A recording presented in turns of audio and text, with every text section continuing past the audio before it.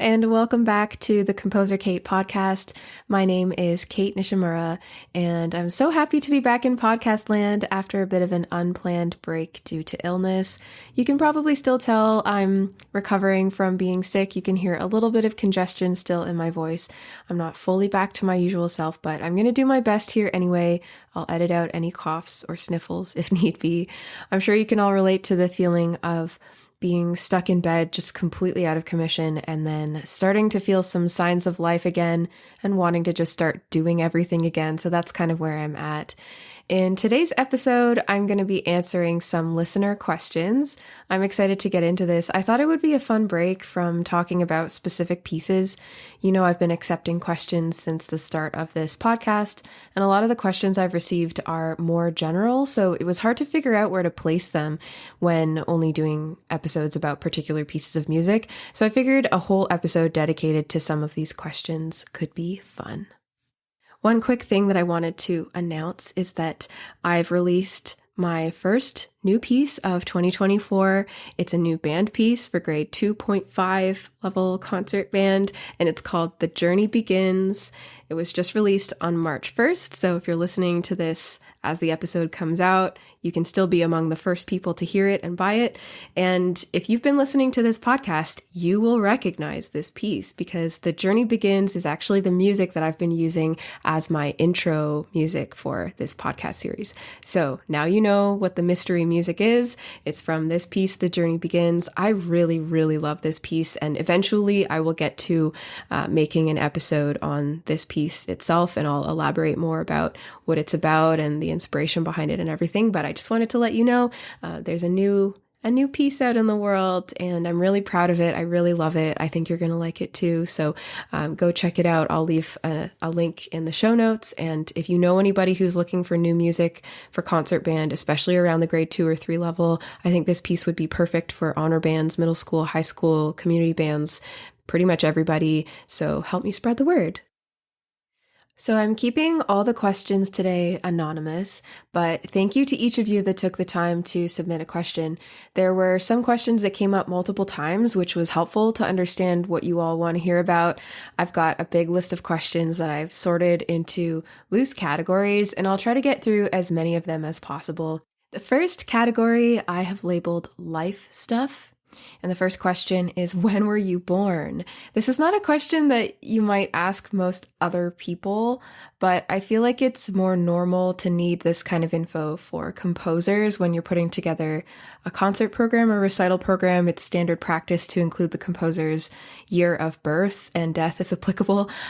So it's normal for me to be asked this, and this is public knowledge. So anyway, I was born in 1991, so I am 32 years old as of recording this. My birthday is in September. I'm a Libra, if you're into that. Next question is, what do you do in your free time, or what non-musical activities do you enjoy?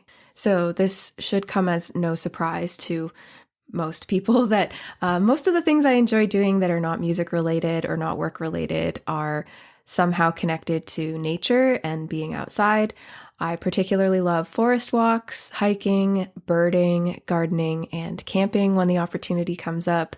I have a little backyard garden in this rental house. So it's not land that we own, but it's where we are right now. So I'm gardening in as many ways as I can. I have container gardens and perennial flower beds and things like that. I enjoy growing vegetables, strawberries, flowers for pollinators. We get visits from hummingbirds in the spring and summer, bees and birds. Sometimes the squirrels and chipmunks come and eat my fruit, but personally I'm okay with that. In the last episode, I talked about birds in the context of my piece Ready to Fly, which was inspired by bird calls, but I really am an avid bird nerd. Just last week, the big excitement was seeing the return of the first red-winged blackbirds, which is an early sign of spring.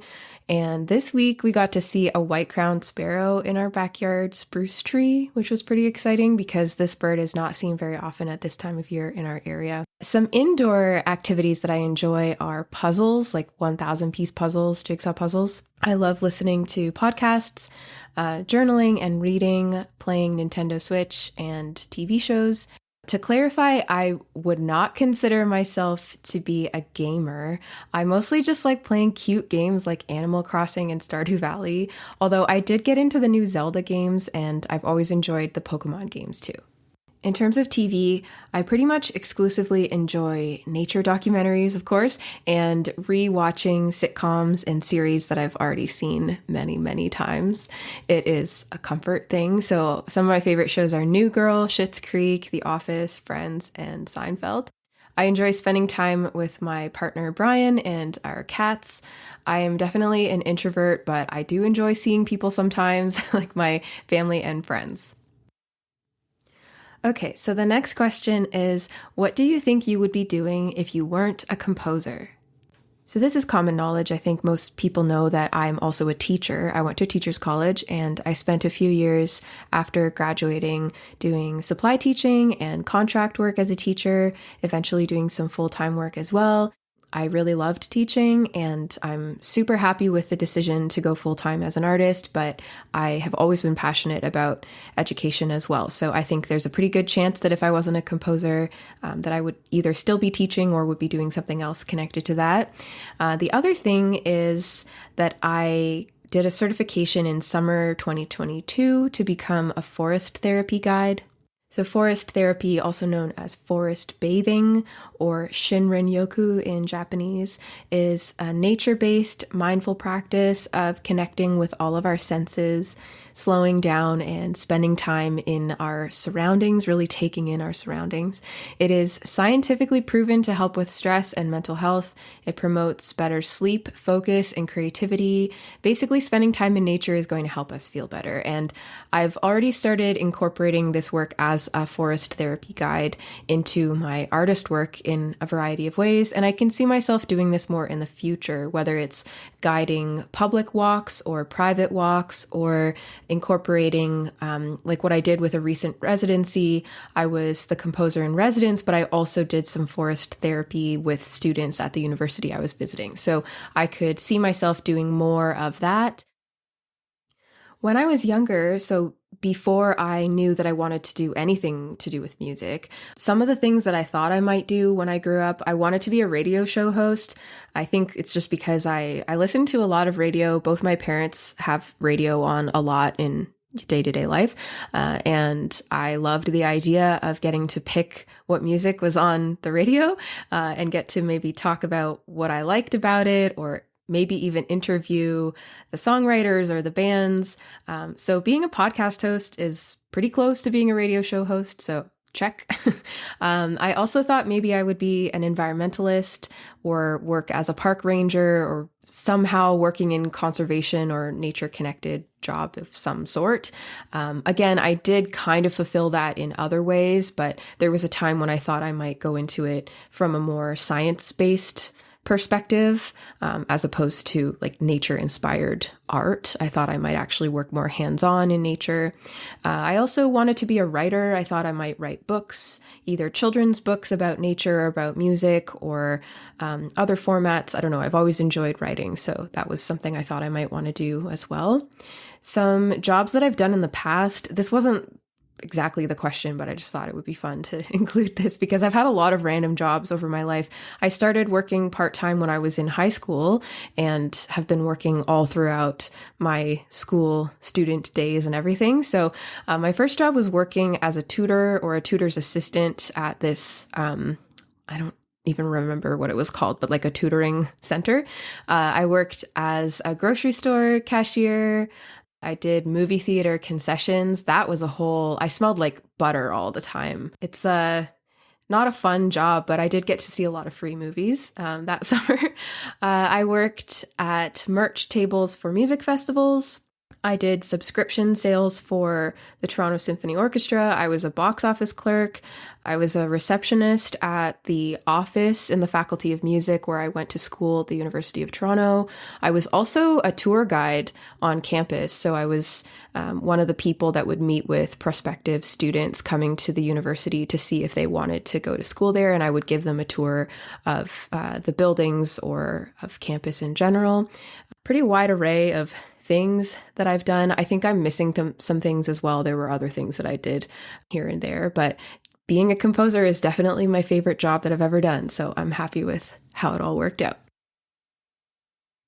The next question is, where have some of your favorite travels taken you to? So being a composer is what has prompted most of my traveling. Recently, I got to go to St. John's, Newfoundland. I was a composer in residence at Memorial University, and that was all thanks to my good friend Dylan Maddox. So in addition to all the music-related things that we did there as part of my residency, I also got to bring my partner Brian with me on this trip, and we did some sightseeing and hiking and things like that as well. So we got to visit the easternmost point of Canada. I think it might actually be the easternmost point of North America as well. So that was a really cool highlight of that trip. In episode 3 of this podcast, I talked about Alpine Meadow and the trip to Oregon and California that inspired that piece. So you can go back and listen to that episode if you haven't already. And I talked a lot about that trip, which was a really cool experience. A lot of the residencies that I've done as a composer have led to some really cool experiences that are not directly related to music. So one example that comes to mind is I did a residency in Colorado Springs, Colorado College, and they were doing my piece Lake Superior Suite. And my host there was Jeremy Van Hoy, and he brought me to a really cool trail with all these beautiful red and orange rocks, pretty iconic Colorado landscape type things. But that was the first time that I've ever been anywhere like that. So that was really, really cool. A few years back, I got to visit the Vancouver area of British Columbia for BCMEA, the British Columbia Music Educators Association conference, and visited the Japanese garden at UBC. Brian came with me on that trip as well, and we went up to Squamish. We took a gondola up to the top of a mountain and did some hiking up there. We got to visit coincidentally on the first snow of the season, so that was particularly beautiful. We basically had the park to ourselves and got some gorgeous photos, got to go on a suspension bridge across a snow-covered mountain. It was very, very cool. In the past, I also visited London, UK. Gillian McKay, one of my wonderful mentors, was hired to be a guest conductor at a conservatory in London, and she chose to program my Lake Superior Suite. So that was my UK premiere, my UK debut, and I got to go on a trip to London, and my mom came. That was really cool. We got to visit Kew Gardens and see some orchestras, so that was a really cool trip. I could go on and on. Honestly, all of the trips that I have taken, all of the highlights of my traveling so far have been like hybrid work/non-work kind of trips where the primary purpose of traveling is to do a residency or attend a performance, but I've built in time to see other cool things too. And I'm really, really grateful for all of the opportunities that have been extended to me, and that I get to do all of that and call it work. What a dream. A similar question is, since your music relates to nature, what is your favorite nature place to go? So honestly, my backyard, the pond down the road, the forest at the end of the road, like my local conservation areas, local places really are my favorite. And I think that probably will be true wherever I live, even when we move in the future. I'm really passionate about just connecting with my immediate surroundings and getting to know the environment and the habitats and the animals and wildlife that I coexist with. But I also enjoyed, when I was younger, visiting the cottage, my grandparents' cottage. I will talk about this place more when I get to the episode on Echoes of a Northern Lake, because that is the place that inspired that piece. So I won't go into that right now. I also enjoy exploring Ontario parks and national parks, state parks when I go to the States. Pinery Provincial Park and McGregor Point Provincial Park are two favorites that Brian and I enjoy visiting from time to time. I love a botanical garden, an arboretum, even visiting a garden center and just looking at plants, especially in the winter. Going to a garden center and looking at tropical houseplants and cacti and things like that is just life-giving. I love it. There's very little that I'm not interested in when it comes to experiencing nature. I just don't do really intense activities like climbing or like full-on summiting mountains. That stuff just doesn't interest me as much as, like I said, developing relationships with the nature all around me in my regular life. Okay, this next category of questions I've titled Instrument Related Questions. And the first question is, what instruments do you play? So, my primary instrument when I was a student was the bass clarinet. A lot of people know this already. Whenever I do a virtual visit with a band or an in-person visit with a band, and I mention that I'm a bass clarinetist, there's always at least one or two kids in the band that are super, super excited about that. So I also played all of the other clarinets, B-flat clarinet, contralto clarinet, contrabass clarinet, alto clarinet, etc., etc. In high school, I also played saxophone in the jazz bands and bassoon in the orchestra. I started playing piano around age 9 or 10. I can't remember exactly. I took lessons and I did some of the RCM exams, the Royal Conservatory of Music exams, but I didn't continue all the way with it. So I'm definitely not the most technically proficient piano player, but I think piano is the instrument that I play the most often now because as a composer, I use the piano a lot as a tool in my creative process. It also helps that I'm engaged to a pianist. So Brian has a master's in classical piano performance and is a fantastic pianist.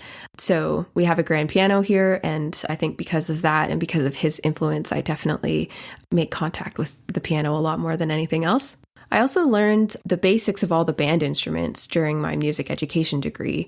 So those of you that know, I studied music ed, and lots of other music teachers out there will be able to relate to the experience of having to take, the trombone 101 or whatever. It was not actually called that, but, fundamentals of brass or strings or percussion or whatever it was. So I can play a tiny, tiny bit of all the band instruments. And although the intention with taking those courses was to be prepared as a music teacher, I have found it to be incredibly helpful as a composer to have that knowledge as well. It's really helpful to be able to write parts that are idiomatic to all of the instruments. I know what's going to be comfortable or a bit of a stretch because of my firsthand experience learning a little bit of all of these instruments. I also play a little bit of guitar, ukulele, and during the pandemic, I learned how to play the banjo. And fun fact, last year, I performed as a singer, banjo/keyboard player, actor/dancer in a country music theater production. That was a wild ride, something I will probably never do again, but I'm so happy that I had that experience. This next question is, if you could start over again on a different instrument, what instrument would you pick? I thought that was a fun question. So I've always loved the horn. I remember back in 5th grade or whenever it was that we had to select our instrument preferences, I remember choosing the horn and the clarinet. I might have put flute or something as my third choice, but I wasn't really that interested in it. I was always really intrigued by the horn, and I think I would enjoy being a brass player. If I were to play any brass instrument, that's what I would have chosen. Either that or the euphonium. I've always really liked the euphonium as well. And I also really love percussion, particularly mallet percussion instruments like the marimba and vibraphone. So I think I would have also enjoyed being a percussionist. Another question is, what is one of your favorite instruments to write for and why? So again, I love the horn. I think bell pointing backwards is somewhat metaphorical for me as a composer. I use the horn a lot when I'm trying to create a feeling of maybe nostalgia or going back in time or being transported somewhere else or being in a dreamland or something like that. Just there's something about the fact that the sound is behind everybody that I've always really gravitated towards as a writer.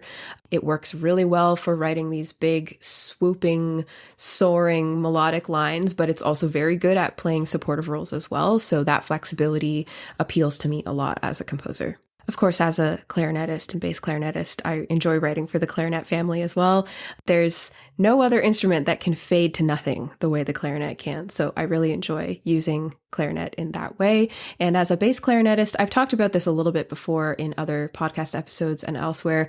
I know what it's like to play a lot of whole notes for an entire piece. And so I try whenever I can to write more interesting parts for the low woodwinds and low brass instruments as well. So I think it's not necessarily that it's my favorite instrument to write for because I play it, but because I played it, I understand what it's like to have that kind of role within the ensemble, and I try to be balanced about the way I write.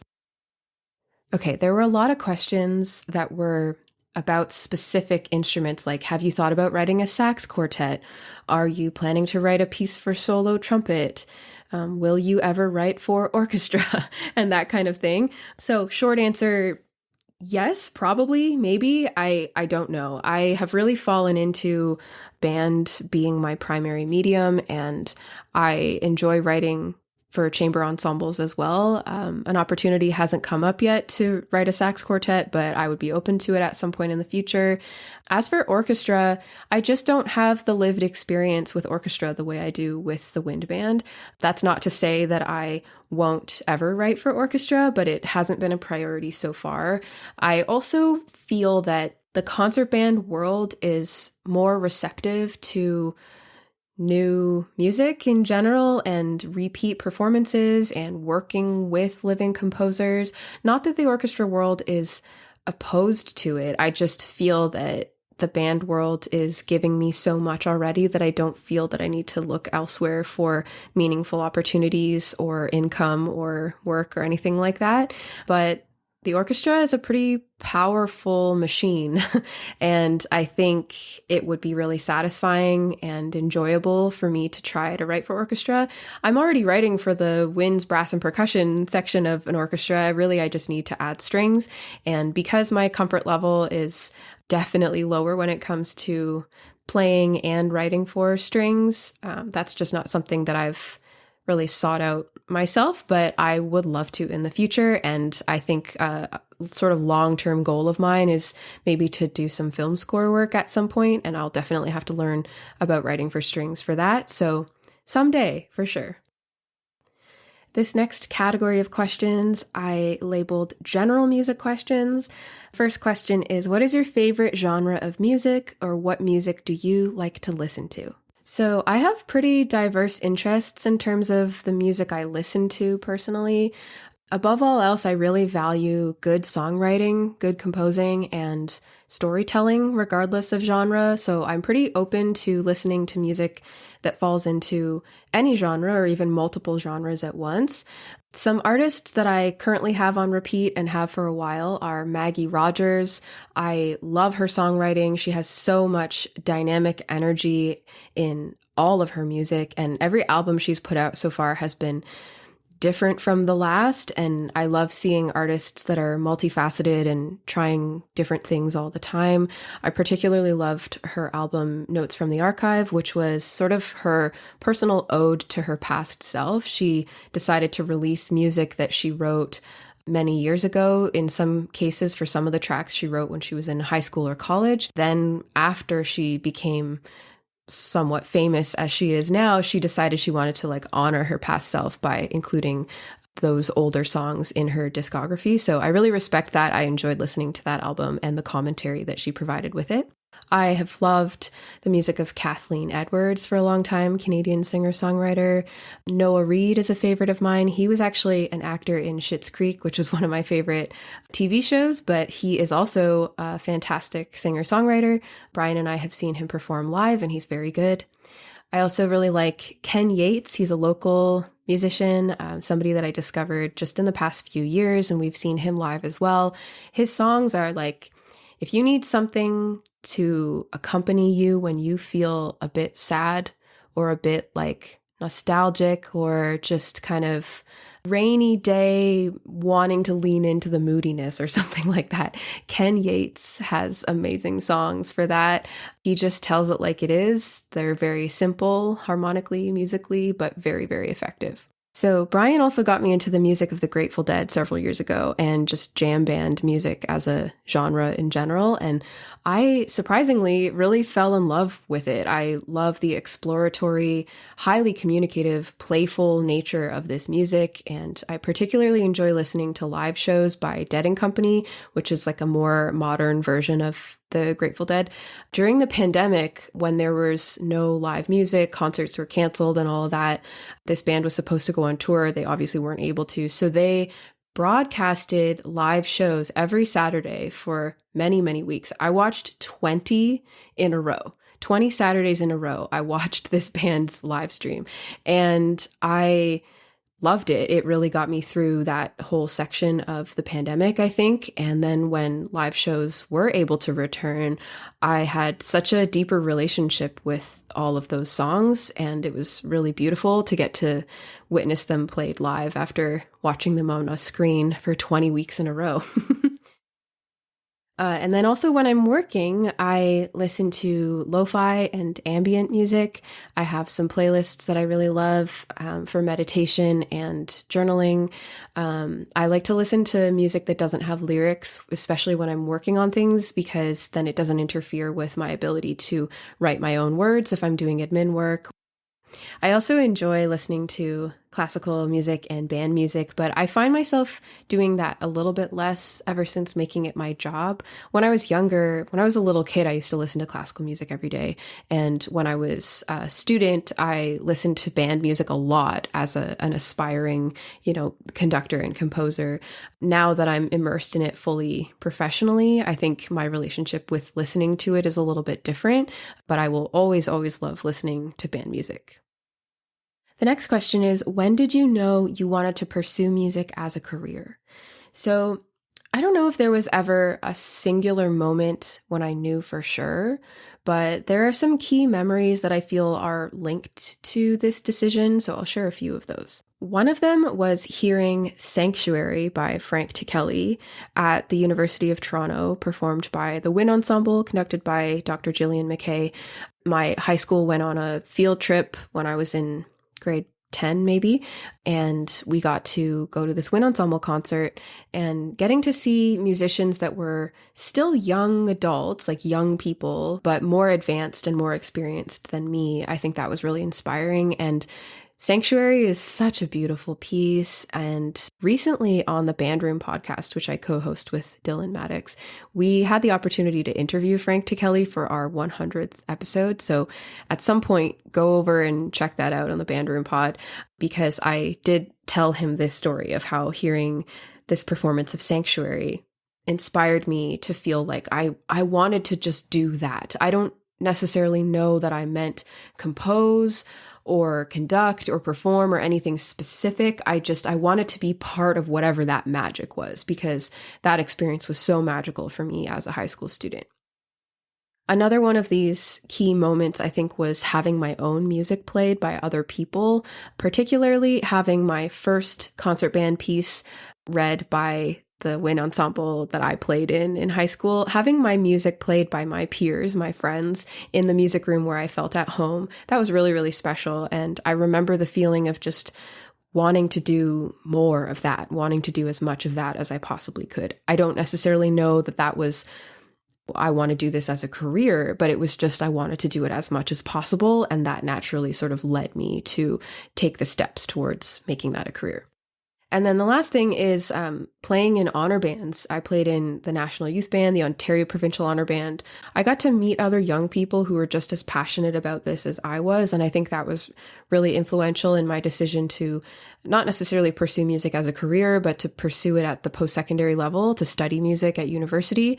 And then once I was studying music, that's when I was really starting to make more decisions and ask more questions about the practical steps to making music a career. So there was no light bulb moment necessarily that went off that said I could do this as a career.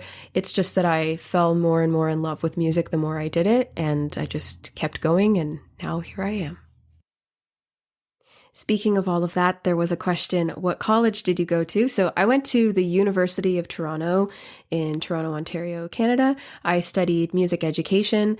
Many are surprised to learn that I did not and have not ever formally studied composition. But of course, I have lots of other musical training. So I did a 5-year program that included a Bachelor of Music and also a Bachelor of Education. And within the education side of things, my specialty was music, of course, but also English was my second teachable subject, and I specialized in grades 7 to 12, so intermediate secondary education. This next question is a big one. It is, how do you create and manage your goals as a musician? So I had to think about this one a little bit because there are long-term goals, like really big goals, and then there's also the more day-to-day short-term goals and tasks to manage. So I'll talk about long-term stuff first. I am a big dreamer. Like, I let myself dream big and imagine really cool things, and even things that I don't imagine would realistically be possible. I just sort of like let my mind wander to these imaginary, amazing scenarios. And then over time, I feel like I just sort of work towards creating a possibility for some of those things to happen. So when I was 10 or 11 or 12 or something, I made a bucket list and I included all sorts of things that I didn't necessarily think were actually possible, but just things that I thought maybe the adult version of me will be able to do this somehow, someday. And one of the things I remember including was have my songs played at a concert. And something as simple as that seemed so huge because when I was a kid, I was pretty shy. I didn't like performing in front of people, especially not by myself.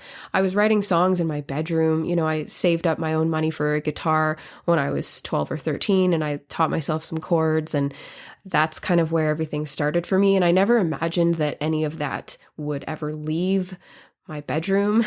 So writing on a bucket list, you know, to have my own songs performed in front of an audience, like that was a pretty big dream at the time, but it happens all the time now. Like literally every day, people around the world are playing my music, and weekly at least, there are performances happening all over the world, which is really, really cool. I never ever take it for granted, and I often remind myself that little kid me would have just been absolutely floored to find out that other kids and other people, professional musicians, are making music with my ideas. I think, you know, I never could have imagined that that would be a regular occurrence. So that wasn't necessarily a goal of mine. It was just something I hoped to happen one day. But then the closer I got to achieving that goal, the more seriously I pursued it. And I have always really advocated for myself. So when there's something that I want to do, I get curious about it. Like, what would it take to do that?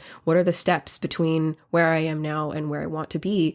And I find that short-term time management is a really tough thing for me, but long-term achieving goals, I find more success with that. So for the short-term things, I make a lot of lists to attempt to keep myself on track with making sure that I get tasks done. And I do some journaling so that I'm always kind of keeping myself on track with bigger things that I'm working towards as well. Like just keeping myself connected with my long-term goals and what I hope to accomplish, what I hope to experience. And I find that just keeping myself in the headspace of, yeah, maybe someday I'll do this, or this is something that I want for myself. The more I revisit those ideas, the more it's at the front of my mind. And so then when opportunities come up for collaborating or connecting with people, or, you know, just taking an opportunity that might not seem connected to a long-term goal, I feel like I'm able to make those connections and see if something is going to help me further my career or further my personal development or musical development or whatever. This is a really rambly way to say that I don't know that I really think about managing my goals. I just allow myself to make room for new ideas and new dreams. And when I achieve something, I celebrate myself, and I feel, you know, I let myself feel proud of that. I let myself feel that I've accomplished something, and then I allow myself to make room for even bigger things, even bigger dreams. There was a time not so long ago when I could not have imagined supporting myself fully as an artist, composing my full-time job. And now I am over 6 years into this career, and it's working even better than I would have thought. So really just kind of letting myself have hope and letting myself dream is what has allowed me to meet this goal. And once I met the goal of, you know, yes, I am in fact succeeding as a full-time composer, now I get to dream even bigger and think about, well, what kind of collaborative experiences do I want? What kind of projects do I want to take on for myself? What kind of skills do I want to develop for myself? Even things like I mentioned last year, I performed in a country music theater production. Like that's not something I had as a goal, but when the opportunity came up, I said yes, because my goal overall is just to continue growing and experiencing as much as I possibly can. I will say just a small note on day-to-day goals and tasks. If I'm working on a project, I really struggle with sticking to a routine or a specific schedule. That's just not how my brain works. So the approach that I take is just making contact with it regularly. So consistency is different than routine, I think. You don't necessarily need to do the same thing every day at the same time in order to be consistent. So if I'm working on a new piece, as long as I make contact with it every day, that could just be opening the file. I don't even need to write any new music. I don't need to edit anything, just making contact with it consistently. That is something that I make sure to do as I'm working towards a more shorter term goal with a deadline or something like that. I kind of rambled a lot in answering that question. I don't know if it's the most helpful or concise response, but hopefully it's interesting anyway. To the person who asked this question, or just anyone else out there who's interested in this, I think one other thing that's worth mentioning is developing curiosity and the willingness to ask questions. Because if you have a goal and you're not sure how to achieve it, or you have something in mind that you would like to accomplish or experience in your life, and you're brainstorming, like, how can I get from where I am now to where I want to be? Expand beyond yourself individually and invite other people into your dreaming. I think that can really help, because as you talk to somebody else, whether it's a friend or a teacher or a family member or whoever, as you talk about what you want, that will help you get closer to articulating what it is that you want and why. And maybe the person or people that you're talking to can help brainstorm next steps or possible things that you can try, things you can look into. So I think just, asking questions of yourself and also asking questions of other people who have experienced things that you want to experience can be really, really helpful in your goal setting and making sure that you actually do get closer and closer to those goals as time goes on. Okay, and the last thing I'll say on this goal setting thing is write things down. Like whether you have a journaling practice or you just type it in a note in your phone, or you write it on a sticky note and you put it on your desk or on your wall. There's something about externalizing your goals, getting it out of your head, out of your body and into reality, put it in your space, whether that's physically or digitally, so that you are reminded of it. I think when you write it down, it makes it real. And sometimes that's scary, but I think it's an important first step. Okay, the last question is, how has music changed your life? And I thought this was a fitting last question for the episode. So I feel like music has shaped my whole life. So many pivotal moments are marked by musical experiences. Many of my closest relationships have come from music. I learned how to express myself and connect with my emotions and process experiences through music, not just through composing, but listening to music, attending concerts, bonding with other people over music. Even before making music my career or my field of study, I feel like music had already defined and enriched so much of my life. And I know so many other people feel this way too, even non-musicians. The music we listen to at various stages of our lives is hugely influential in the people that we become, the way we move through life, etc. So music is just, it's everything to me. And I think it's kind of everything to everyone. So music has been huge. I don't know how else to say it. It's just shaped so much of my life. I'm so grateful that I get to incorporate it into my job, my professional life, my personal life. And I'm so glad that I get to share all of this with all of you. So thank you so much to everyone who sent in questions. If I didn't get to your question today, don't worry, I will include it in a future episode. There are a lot of really, really good questions that I intentionally left out of this episode because I want to save them for future moments. So I will get to them. Thank you so much for listening and bearing with me with my sick voice. I have had to stop to cough like so many times, and I'm thankful that this is not a live podcast, that I have the option to pause and edit things out and whatnot. I don't do a ton of editing with this podcast, especially this episode, because it's been a little bit more off the cuff compared to the episodes where I'm talking about specific pieces of music. But anyway, thankful for the option to pause and cough.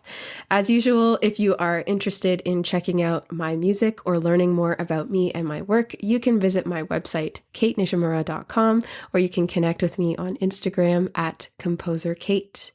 If you haven't already, please subscribe to the Composer Kate podcast on whatever podcast app you use. You can leave me a rating and or a review. It really helps me out. It helps more people find my podcast, and it lets me know that you're enjoying the work that I'm doing. So please take a second and do that if you haven't already. Thank you so much for being here, and I'll see you in the next episode.